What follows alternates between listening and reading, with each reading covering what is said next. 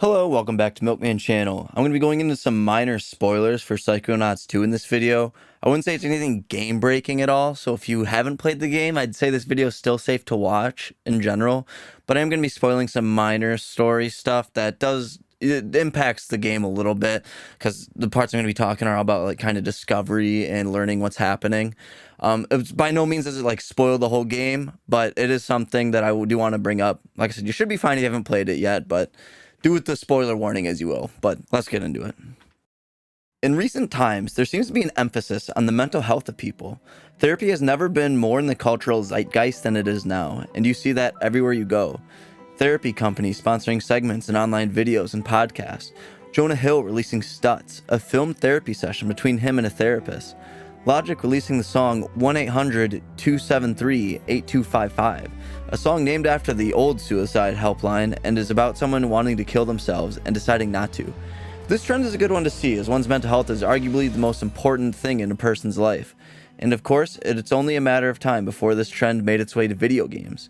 Now, Psychonauts 2, much like the previously mentioned media, isn't the first game to tackle mental health. There's the first Psychonauts game from 2005, there's Hellblade: Senua's Sacrifice. Even the flagship series of The Last of Us dives deep into the topic of grief and how to deal with the loss of a loved one. However, the Psychonauts series does things a little different. Whereas most games portray these feelings and struggles using tools such as the character's animation and voice acting, Psychonauts and its sequel literally take you into the minds of characters and attempts to take many feelings, such as addiction and depression, and give them a physical form. Psychonauts 2 is one of the most unique games I have played, and also one of the most clever and thoughtful ones. The game is not perfect, and easily not one of my favorites, but I admire the creativity and the approach to many things within this game. So let's open our minds and learn a little more about Psychonauts 2.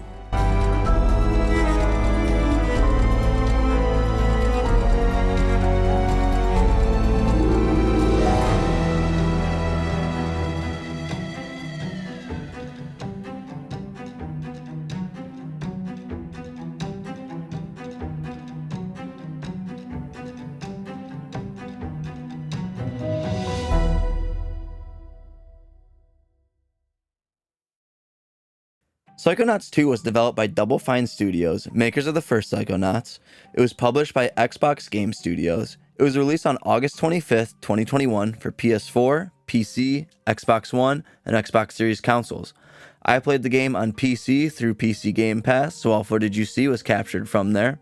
I also played some of this on my Lenovo Legion Go on medium settings, and it ran chef's kiss beautifully. With the original game coming out in 2005, and there being about 16 years between that one and its sequel, I want to take some time to summarize the events of the first game, because it's been a long time between the two games. In Psychonauts 1, you play as Rasputin Aquato, aka Raz.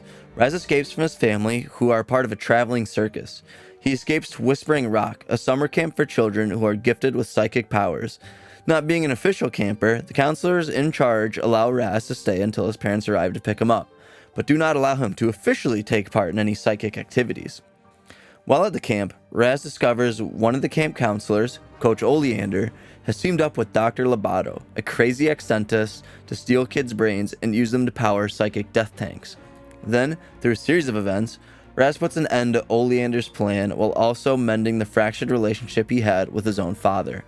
Impressed by his psychic skills, the counselors, Agent Sasha 9 and Mia Vidello, promote Raz to full-blown Psychonaut and bring him along on their next mission, finding out who kidnapped the head of the Psychonauts, Truman Zanotto. There was also a VR game release that I didn't know about, in all honesty, Psychonauts in the Rhombus of Ruin. That takes place immediately after the events of Psychonauts 1. In that experience, you discover that Lobato was hired by someone else to kidnap Truman. Raz and the team eventually find Truman and get him on their jet, with Lobato stowed away in the luggage compartment. And that's the end of that one. So now, fast forward things to the most recent game of Psychonauts 2. Psychonauts 2 takes place immediately after the events of Rhombus of Ruin.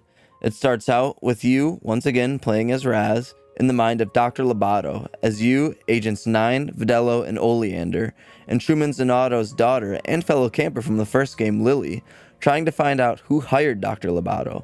Unsuccessful, you arrive at Psychonauts HQ, and despite being told he was a full member of the Psychonauts, Raz is immediately thrown into the intern program with several other children.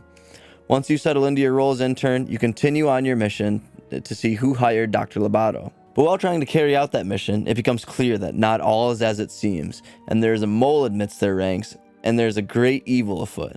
Raz decides to try and reunite the original 6 Psychonauts, known as the Psychic Six, to not only help the Truman Zanotto situation, but also take down one of the most powerful evils the world has ever seen. Personally, I believe Psychonauts 2's biggest and most fatal flaw is the amount of cutscenes that are present in the game.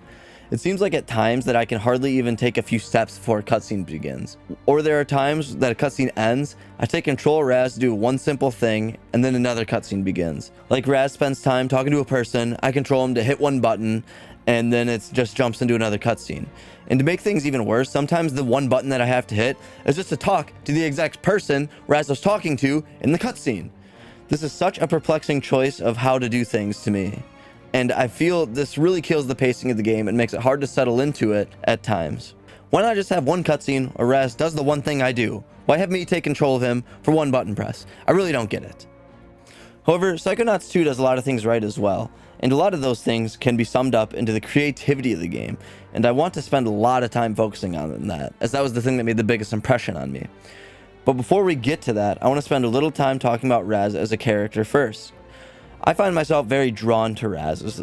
I think he is a great video game character. With Raz being only 10 years old, he shows an incredible level of maturity. He understands that people go through rough times and often does what he can to help make people feel better.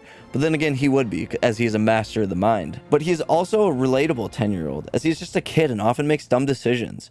I just found him to be an incredible character to spearhead this franchise and incredibly heroic, while also showing that he really is just a kid and makes mistakes and longs for the acceptance of his peers, as any kid does. But with that out of the way, let's get on to the creativity of Psychonauts 2. This game is attempting to physically manifest the most abstract of things, someone's thoughts, moods, and feelings. Things that undoubtedly exist, but are 100% intangible. But because they are intangible, there is no real blueprint to follow. The folks over at Double Fine had no rules on crafting the many aspects of their game. And I feel this is best exemplified by two things: the enemies present and the design of the mines you enter. While entering the mines, there are several enemies you can come across, often named after a negative presence that exists within our minds. For example, you fight enemies such as doubt, bad ideas, panic attacks, and regrets, to name a few. Double Fine does a great job bringing these intangibles to life, as when you look at a doubt or a bad idea, you tend to think that, yeah, that's probably what they look like if they had a physical form. The combat in Psychonauts 2 may be a little clunky, but the negativeness of that is offset a little bit by the creativeness that is on display within the enemy design. But now for the bulk of the video, because when you aren't fighting inside the minds of people, you are exploring them, and the themes of them is definitely something to behold. 4 examples stick out to me the most: the minds of Hollis Forsyth, Bob Zanotto, Cassiopeia, and someone who will remain nameless for plot purposes and me not wanting to spoil too much. Frustrated by not being allowed on a mission, the other interns convince Raz to go into Agent Hollis's Forsyth's mind and switch her thoughts around to let them go. He does exactly that, but in doing so, also gives her a very big gambling addiction. And since the mission you are going on takes place in a casino, this is only bad news.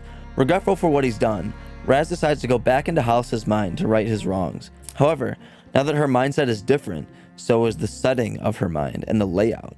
As a former hospital employee, Hollis's Forsyth's mind reflected this, as it resembled a hospital. However, now a gambling addict, it is now a casino-hospital hybrid with many hospital-themed gambling methods, like the likelihood of having a child being determined by a roulette wheel. Instead of horse racing, the card suits race across the lines of a heart-monitoring machine, and so on and so forth.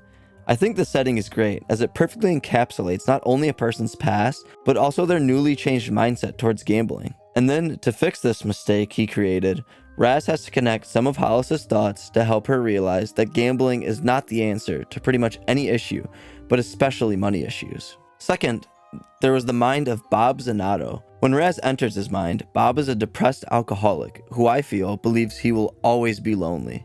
I feel this way because of the way his mind is laid out. In his mind, you first see him alone on a tiny island doing some gardening, except he doesn't have any seeds. Raz, being the helpful little man he is, offered to venture to other islands to gather some seeds for him. But in doing so, you learn what happened to some of those that were close to Bob. As a young child, Bob lived with his mother, Tia, At their house was a greenhouse full of plants.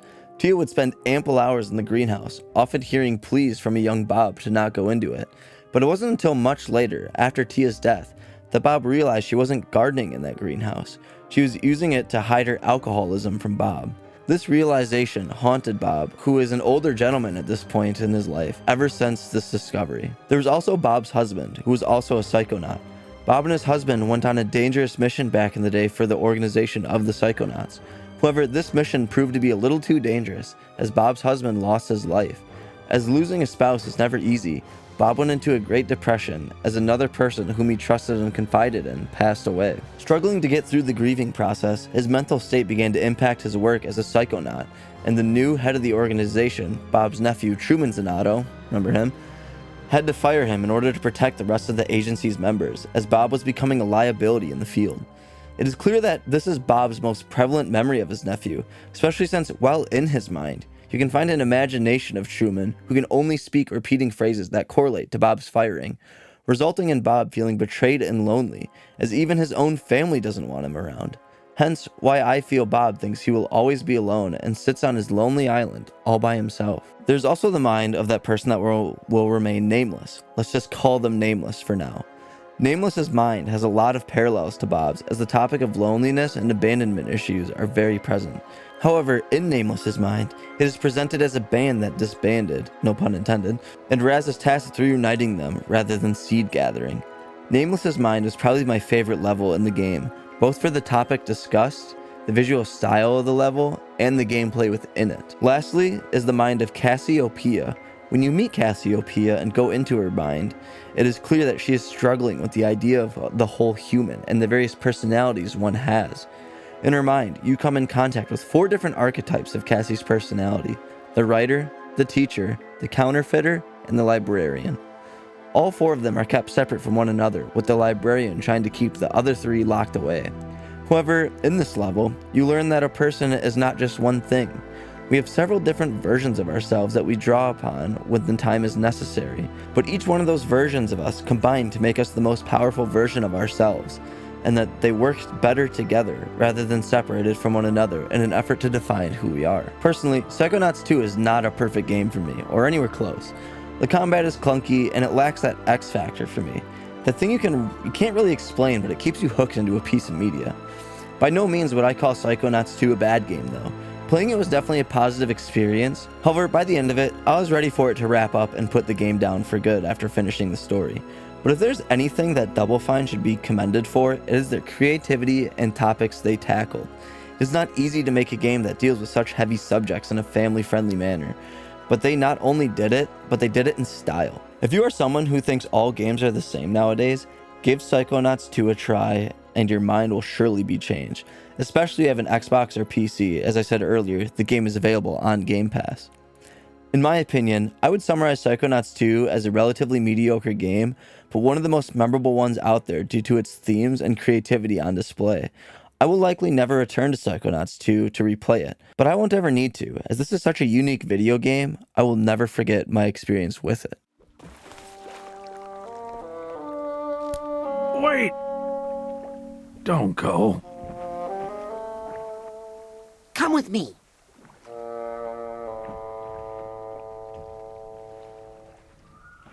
It's okay. Look, I'll just do some quick seed recon, and then I'll come right back. I promise.